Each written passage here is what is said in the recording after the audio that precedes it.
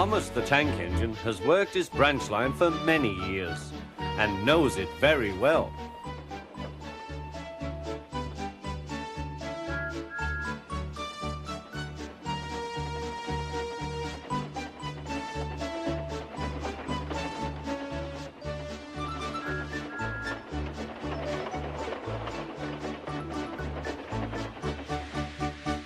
You know just where to stop, Thomas, laughed his driver.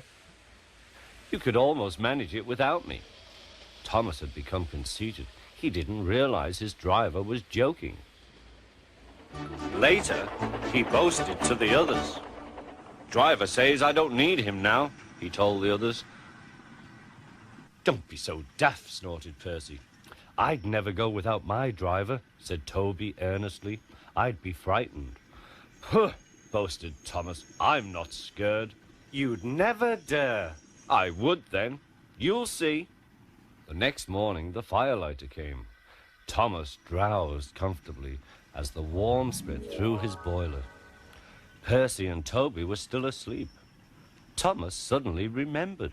Silly stick in the mud, he chuckled. I'll show them. Driver said I could manage without him. I'll just go out. Then I'll stop and wheesh. That'll make them jump. Thomas thought he was being clever.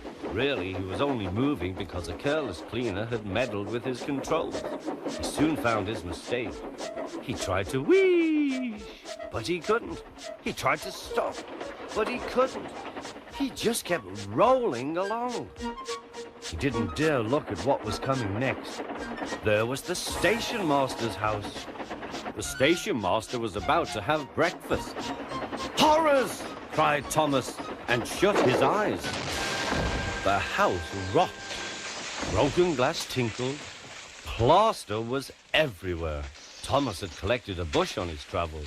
He peered into the room through its leaves. He couldn't speak. The station master was furious. His wife picked up her plate. You miserable engine, she scolded. Just look what you've done to our breakfast.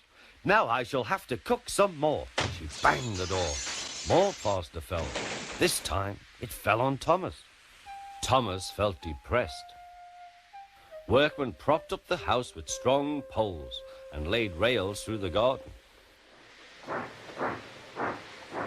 Then the Scottish twin engines, Donald and Douglas, arrived.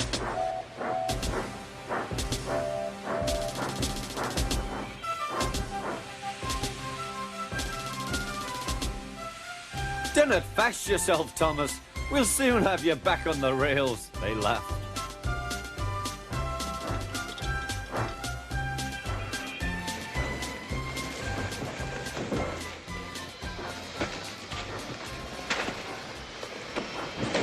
Donald and Douglas, puffing hard, managed to haul Thomas back to safety. Bits of fencing, the bush, and a broken window frame festooned his front, which was badly twisted. The twins laughed and left him. Thomas was in disgrace. There was worse to come.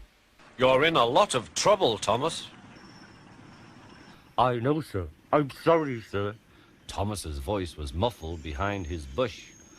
You must go to the works and have your front mended. It will be a long job. Yes, sir. Meanwhile, a diesel rail car will do your work. The diesel, sir? Thomas spluttered. Yes, Thomas. Diesels always stay in their sheds till they are wanted. Diesels never gallivant off to breakfast in station masters' houses.